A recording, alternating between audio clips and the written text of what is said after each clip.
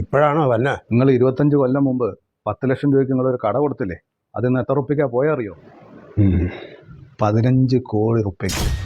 ഇന്ന് നിങ്ങളുടെ കയ്യിലായിരുന്നു ആ കടയെങ്കിലാ 15 കോടി റുപ്യ നമുക്ക് കിട്ടൂലേ? നിങ്ങൾക്ക് ഒരു തരത്തിലുള്ള സാമ്പത്തിക അച്ചടക്കം ഉണ്ടായിരുന്നില്ല. ഓനിപ്പോൾ 15 കോടി റുപ്യ പുല്ല് വിലക്ക് കിട്ടി. വെറും 10 ലക്ഷം രൂപയെന്ന് ഓപ്പോൾ 15 കോടി ഉണ്ടാക്കിയത്. നിങ്ങൾക്ക് എന്ത് സൂക്കേടുണ്ടായിട്ടാണ് അന്ന് ഓനത് കൊടുത്തത്? നമ്മൾ അനുഭവിക്കേണ്ട മുതലത് 15 കോടി റുപ്യ. നിങ്ങൾക്ക് ഇപ്പം മരുന്ന് വാങ്ങാൻ തന്നെ എത്ര കാശ് വന്നു വെച്ചിട്ടാ? നിങ്ങൾ കാണിച്ച മഹാബുദ്ധിമോശമായി പോയിട്ടാ. നമുക്ക് കിട്ടേണ്ട 15 കോടി റുപ്യ തൊലച്ച് കളഞ്ഞിട്ട് ഇരിക്കണ ഇരിപ്പ് നോക്കൂ.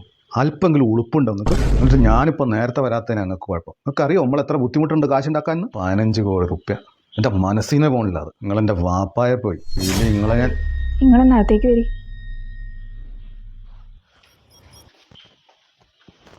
എന്തേന്? നിങ്ങൾ വാപ്പയോട് അങ്ങനെയൊന്നും സംസാരിക്കാൻ പാടില്ല, മോശമാണ്. നീ എന്തറിഞ്ഞിട്ടാണ് ഒരെന്താ കാണിച്ചു വെച്ചേക്കണ? എനിക്കറിയോ? 15 കോടി റുപ്യ ഒരുകൊണ്ട് വെള്ളത്തിലാക്കിയത്, തോലച്ച് കളഞ്ഞത്. 25 കൊല്ലം മുമ്പ് നമ്മുടെ ഒരു പീഡിയ ഒരു 10 ലക്ഷം റുപ്യക്കാ കൊടുത്തു. ഇന്ന് ആ പീഡിയ പോയത് 15 കോടി റുപ്യക്കാ. 10 ലക്ഷം അവിടെ കിടക്കണം, 15 കോടി റുപ്യ അവിടെ കിടക്കണം. ഒരു ഭാവിയെ പറ്റി എന്തെങ്കിലും ചിന്ത ഉണ്ടായിരുന്നു? ഓരിങ്ങനെ ചെയ്യായിരുന്നോ? ഇപ്പം നമ്മൾ അനുഭവിക്കേണ്ട തുകയായിരുന്നു അത്. അറിയോ എനിക്ക്? ഇപ്പം ഈ കാണുന്ന വീടും പറമ്പും എല്ലാം ഞാൻ എൻ്റെ അധ്വാനം കൊണ്ടുണ്ടാക്കിയത്. എന്നാ പിന്നെ ഇങ്ങക്കത് 15 കോടി കൊടുത്ത് വാങ്ങിക്കൂടെ? ഈ എന്തറിഞ്ഞിട്ടായി പറഞ്ഞേ? എൻ്റെ കയ്യിൽ ഇടുന്ന 15 കോടി മക്കളുടെ ഫീസ് അടയ്ക്കണം, വണ്ടിയുടെ ലോൺ അടയ്ക്കണം, വീടിൻ്റെ കാര്യങ്ങൾ നോക്കണം, ഓർക്ക് മരുന്ന് വാങ്ങിക്കൊടുക്കണം, അനക്ക് ഡ്രസ്സ് തുണി എല്ലാം വാങ്ങണ്ടേ? ഇതിനൊക്കെ കാശ് വേണ്ടേ? ഓ ശരി, അപ്പം നിങ്ങൾക്ക് ഇങ്ങനെ കുറേ ഉത്തരവാദിത്തങ്ങളൊക്കെ ഉണ്ടല്ലേ? അതുകൊണ്ടാണ് ആ 15 കോടി ഇപ്പോൾ കിട്ടിയിരുന്ന എത്ര ഉപകാരമായിരുന്നു. അപ്പോൾ അന്ന് 25 കൊല്ലം മുമ്പ് നിങ്ങളുടെ വാപ്പായ്ക്ക് ഇതുപോലെ ആവശ്യങ്ങൾ ഉണ്ടായിരുന്നെങ്കിലോ? നിങ്ങളുടെ വിദ്യാഭ്യാസം, നിങ്ങളുടെ പെങ്ങളുടെ വിദ്യാഭ്യാസം, ഉമ്മാൻ്റെ ചികിത്സ, ഇതിനൊക്കെ അന്ന് ആ മനുഷ്യന് കാശിന് ബുദ്ധിമുട്ടുണ്ടായിരുന്നെങ്കിലോ? അന്ന് ഉപ്പായുടെ കയ്യിൽ രൊക്കം എടുക്കാൻ കാശ് ഉണ്ടായിട്ടുണ്ടാവില്ല, ആവശ്യങ്ങളോ ഒരുപാട്. അപ്പോൾ ആ മനുഷ്യൻ എന്ത് ചെയ്തിട്ടുണ്ടാവും? നിങ്ങളെ ആരെയും ബുദ്ധിമുട്ട് അറിയിക്കരുതെന്ന് വിചാരിച്ചിട്ടായിരിക്കും അന്ന് ആ പാവം കിട്ടിയ വിലയ്ക്ക് അത് കൊടുത്തത്. ഇതൊന്നും മനസ്സിലാക്കാതെ നിങ്ങൾ വാപ്പാനെ കുറ്റപ്പെടുത്തിയത് ഒട്ടും ശരിയായില്ല. അന്നത്തെ ആ 10 ലക്ഷം രൂപയ്ക്ക് ഇന്നത്തെ 15 കോടിയെക്കാട്ടിലും വിലയുണ്ടെന്ന് നിങ്ങൾ മനസ്സിലാക്കണം. അതുകൊണ്ട് നിങ്ങൾ വാപ്പയോട് പോയി ക്ഷമ പറയണം. നിങ്ങൾ വാപ്പയോട് പറഞ്ഞത് ഒട്ടും ശരിയായില്ല. ചെല്ലു, പോയി ക്ഷമ പറയൂ, ചെല്ലു. മോളെ, ക്ഷമയൊന്നും പറയണ്ട. ഏതായാലും എൻ്റെ മോനല്ലേ, നീയെങ്കിലും എന്നെ മനസ്സിലാക്കി. ഉപ്പാക്ക് ഈ വയസ്സാം കാലത്ത് അത് മതി. അവന് ലേശം മുൻകോപം കൂടുതലാ. അത് ഞാൻ കാര്യമാക്കണില്ല. കണ്ടോ നിങ്ങളുടെ വാപ്പയുടെ മനസ്സുണ്ടോ? ഇത്രയും നല്ല മനുഷ്യനെ നിങ്ങൾ എന്തൊക്കെയാ പറഞ്ഞത്? ഈ നല്ല മനുഷ്യൻ്റെ കഥ ഞാൻ പറഞ്ഞു കൊടുക്കണോ? എന്തുക ഒന്ന് ഓർത്ത് നോക്കി എങ്ങനെയാന്ന്. ADF പണ്ടേ പോയി, PDF ആയിട്ട് കൊമ്പ് കൊടുത്തിപ്പോൾ അതുമില്ല. വഴിയാധാരം ആയല്ലോ എൻ്റെ അബൂക്ക.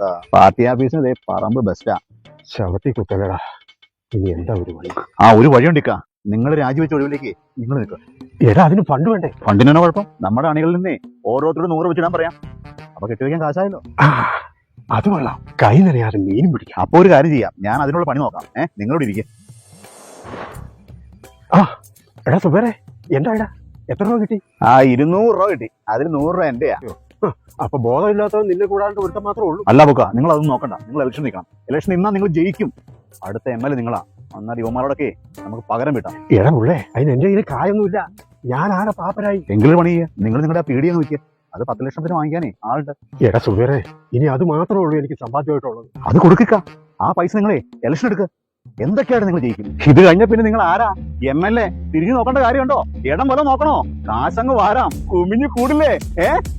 ഇപ്പൊ ഈ 10 ലക്ഷത്തിന് ഇത് കൊടുത്താലേ നാളെ 50 ലക്ഷത്തിന് വേറെ വാങ്ങിക്കാം. നിങ്ങൾ MLA ആയിട്ട് വേണം ഇക്ക നിങ്ങളെ പുച്ഛിച്ചോടും നിങ്ങളെ പുറന്തള്ളിയോടും നമുക്ക് പകരം ചോദിക്കാം. നിങ്ങൾ ജയിക്കാൻ പോണ ഭൂരിപക്ഷം കണ്ട അവന്മാരും ഞെട്ടും. ആ ഞെട്ടലിൽ കേരളം വിറയ്ക്കും. ആ പീഡി വിറ്റ കാശ് കൊണ്ട് നിങ്ങൾ നിൽക്കുക. നിങ്ങളാണ് അടുത്ത MLA. നിർത്താം, മതി, ഞാൻ നിൽക്കും. ആ പീഡിക വിറ്റോടാ സുബേറെ, വിറ്റോ.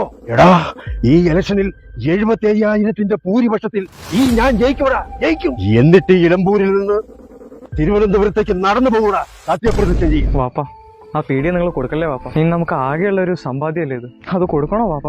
നീ നിന്റെ കാര്യം അന്വേഷിച്ചാൽ മതി. ഞാൻ അടുത്ത ഇലമ്പൂർ MLA കണക്ക് പുറത്താം. ഇലക്ഷന്റെ റിസൾട്ട് വന്നപ്പോ ADF ഇല്ല, BDF ഇല്ല. അവസാനം ഇതിന്റെ വില പോലും ഇല്ലാതായി.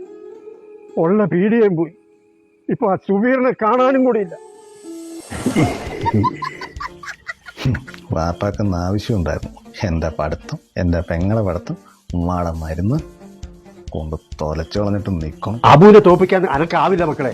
ഇനി ഒരു ഇലക്ഷൻ വരട്ടെ, നമ്മൾ ആരാണെന്ന് നിനക്ക് കാണിച്ചു തരാം.